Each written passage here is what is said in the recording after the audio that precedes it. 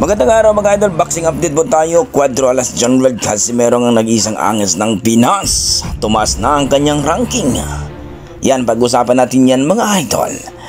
Carl James Martin magiging kampiyon dito sa WBO Super Bantamweight Division. Yan ang ating pag-usapan mga idol. Pero kung bago kayo sa aking YouTube channel, baka pwede makahingi ng isang like, subscribe at pakipindot na rin ang ating notification bell. Well mga idol, alam naman natin na nung nakarang laban ni Cuadro Alas Casimero doon nga sa bansang Japan na ikinagulat ng mga Hapon o mga fans ni Naoya Inoue na kung saan 1 round nga lang ang tinaguriang the best sa all chances ng Mexicano, na kung saan mga idol, ika nga ng karamihan ay talaga namang dapat umangat itong si Casimero sa WBO sapagkat impresibo at talaga naman daw na dapat itaas ng WBO or WBC. Pero sa kamasamaang palad mga idol, dahil nga daw sa pag-overweight niya sa 122 at 1 pounds lang mga idol, ay hanggang ngayon ay hindi pa tinaas ng WBO. Mas tinaas pa itong si Pilipos ni Tomba, rank 9 ngayon ay rank number 8 na. Ganun pa man mga idol, good news pa rin. Dahil alam naman natin mga idol na itong dito sa WBO,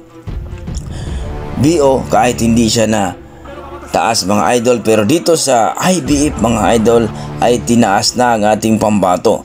Mula sa rank number 13 ay ngayon ay rank number 10 na mga idol.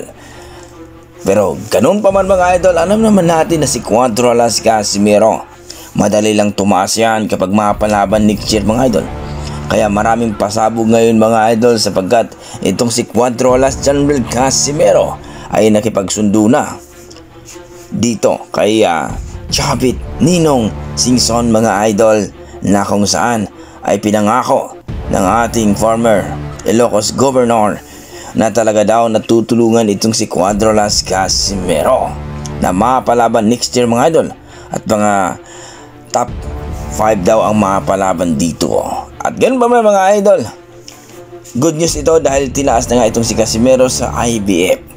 Kaya ganun na lamang ang kasiyahan ng ating mga boxing fans na buti pa ang IBF mga idol ay tinaas, pero samantalang dito sa WBO ay mukhang may pinoprotektahan daw na ayaw itaas si Casimero. Sa kabilang banda mga idol, Carl James Martin ay magiging world champion daw dito sa Super Bantamweight o 122 pounds mga idol. Ayun nga yan sa mga isa sa mga tagatahol ng MP Promotion mga idol, na kung saan ay magiging kampiyon daw itong si Carl James Martin sa 122. Pag umakyat daw itong si Naoya Inoue ay sigurado na siya na daw ang magkampiyon. Well mga idol, na magdepende pa yan kung sino makalaban ni Carl James Martin. Paano na lang mga idol kung itong si Casimero ang kanyang makalaban for world champion sa WBO Super Bantamweight Division. Kung mapalaban itong si Casimero next year mga idol, sigurado ay tataas na ito sa ranking sa WBO. Ang kailangan lang gawin ni Casimero ay makuha ang timbang sa 122 at manalo next year mga idol para mapalaban dito sa championship bout dito sa 122 pounds mga idol, kung sakaling umakyat na itong si Naoya Inoue. Kayo dyan mga idol, naniniwala ba kayo na magiging world champion itong si Carl James Martin? Well mga idol, komento mo sa baba mga idol, at good news, anong masasabi nyo na tinaas na itong si Casimero sa IBF na naging rank number 10? Ay komento mo na sa baba mga idol para ating pag-usapan. Maraming salamat.